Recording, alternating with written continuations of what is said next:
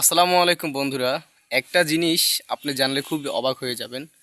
আমি ছোট্ট একটা জায়গার মধ্যে কতগুলো সবজি রোপণ করেছি, মানে সবজি গাছ রোপণ করেছি। সেখান থেকে অনেকগুলো ফসল ইনশাল্লাহ উৎপাদন করেছি। আপনি অবাক হয়ে যাবেন। সো আমি এক এক করে আপনাকে দেখাবো। এই যে আমাদের ঘরের পিছনে এই ছোট্ট জায়গার মধ্যে আমি কিছু ফসল চাষ করেছি। এখানে মানে আমরা বাজারের কেনাকাটা করলে তো আমাদের দেখা যাচ্ছে ফরমালিনযুক্ত খাবার, নানা ধরনের সার। তো আমি এখানে ন্যাচারাল পদ্ধতিতে কিছু শাকসবজি তৈরি করেছি। তার আগে আমি আমার ভিউটা দেখাইনি আপনাদেরকে। শুরুতে একটু এদিকে লক্ষ্য করি। এটা হচ্ছে আপনার এই যে ফোটকা মরিচ যেটাকে বলে, বোম্বাই মরিচের বড় বড় মরিচগুলো, এটার একটা গাছ লাগাইছি। তারপর এইদিকে দুইটা আপনার এলসি মরিচ গাছ, এগুলোর মধ্যে অনেক ধরবে আশা করি। এই যে ফুল চলে আসছে, আবার ধরছে ছোট ছোট। এই যে আরও একটা এলসি মরিচ গাছ, ইনশাল্লাহ ওইটার মধ্যেও ধরছে।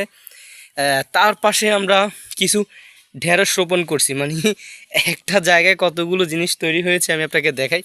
এই যে একটা ঢেঁড়স গাছ, এখানে আরও কয়টা আছে। বৃষ্টি হয়েছে অনেক, যার কারণে এগুলো নতুন শাখা পোশাখা মিলছে। এই একটা ঢেঁড়স গাছ, ঢেঁড়সগুলো অনেক হাইব্রিড, অনেক বড় হয়। তারপর আবার ছোট ছোট কিছু লাগাইছিলাম যেন বড়গুলো বড় হইতে হইতে ছোটোগুলো দাঁড়াই যায়। এই যে ছোট কয়টা রোপণ করছিলাম।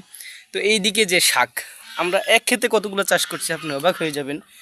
এই যে শাক, হ্যাঁ, এই শাকগুলো হচ্ছে আপনার কলমি শাক, যেগুলা আপনার জমিনের মধ্যে বেশি হয়ে থাকে।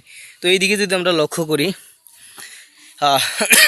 এখানে আপনার কুমড়ো গাছ, এই ছোট ছোট কুমড়ো গাছ। আর বেগুনের কথা কি বলবো, অনেক পরিমাণে বেগুন ধরছে মাশাআল্লাহ গাছে। আমরা গাছ অনেক খেয়েছি, এখন গাছগুলো অনেক বৃদ্ধ হয়ে গেছে। তো এগুলো কেচে দিয়ে আবার আগা কেটে দিব। আগা কেটে দেওয়ার পর এগুলো আবার হিউজ পরিমাণে ধরবে। তো এইদিকে যদি আবার লক্ষ্য করেন, এইদিকে এইদিকে আপনার কচু গাছ লাগাইছি যেন লতি খাইতে পারি। এদিকে লাল আলু গাছ, এইদিকে আবার ঢুল্লা হচ্ছে। তো একটা জমির মধ্যে কতগুলো জিনিস আমরা ইনশাআল্লাহ লাগাইছি আপনি দেখেন। এই যে এই তারপর সামনে আসেন, এই যে এটা হচ্ছে সিম গাছ। মানে আমরা যে সিজনালি যে সিমটা খাই, ওই সিম গাছ বড় হইতেছে। তারপর আমরা এইদিকে লক্ষ্য করলে বাজার থেকে টাটকা আমরা যে পুঁই শাক এনেছি, সেই পুঁই শাকের গোড়াকে আমরা রোপণ করে দিছি। জাস্ট দেখেন মাশাআল্লাহ কত সুন্দর করে হচ্ছে। এগুলো উপরে উঠে যাবে, কিন্তু উপরের জায়গাটা আমরা কেন খালি রাখবো, সেই জন্য উপরে লাগাই দিয়েছি আমরা তিত করলা। হিউজ পরিমাণে কিন্তু তিত করলা ধরছে। হ্যাঁ, তারপরে আবার এইদিকে একটু আসি। এইদিকে যখন চলে আসবো, ঠিক আমি এখানে ছোপ দেওয়ার মতো একটা কদম গাছ পাইছিলাম, ওইটার মধ্যে তিত করলার উঠাই দিছি।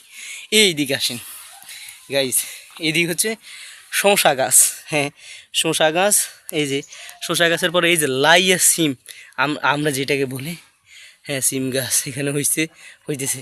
তারপরে এই যে ছোট্ট একটা ক্যারট দেখতেছেন, এই যে ক্যারটটা, এটা হয়তো আপনি চিনবেন না। এই গাছটার নাম হচ্ছে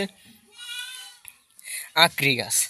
আমরা আঁকড়ির গোদা রোপণ করছি, সেই গোদা থেকে একটা চারা বের হয়েছে, এটা হচ্ছে আঁকড়ি গাছ। এগুলো আস্তে আস্তে বড় হবে।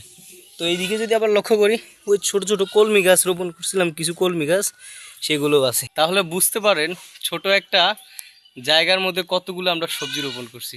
মানে আশ্চর্য বিষয় হচ্ছে একটা জায়গায় আমরা কতগুলো জিনিস আপনার উৎপাদন করছি। তো আপনারা বসে না থেকে বাড়ির পাশে বা উঠানে যদি কোনো ছোট পরিসরে জায়গা থাকে, সে জায়গার মধ্যে আপনি এভাবে ফসল উৎপাদন করতে পারেন। হিউজ পরিমাণে ধরবে।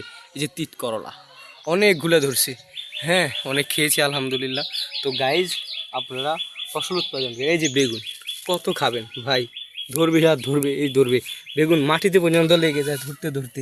অনেক খেয়েছি আলহামদুলিল্লাহ। সো গাইজ, তো ভিডিওটা সবাই শেয়ার করে দিবেন। আসসালামু আলাইকুম।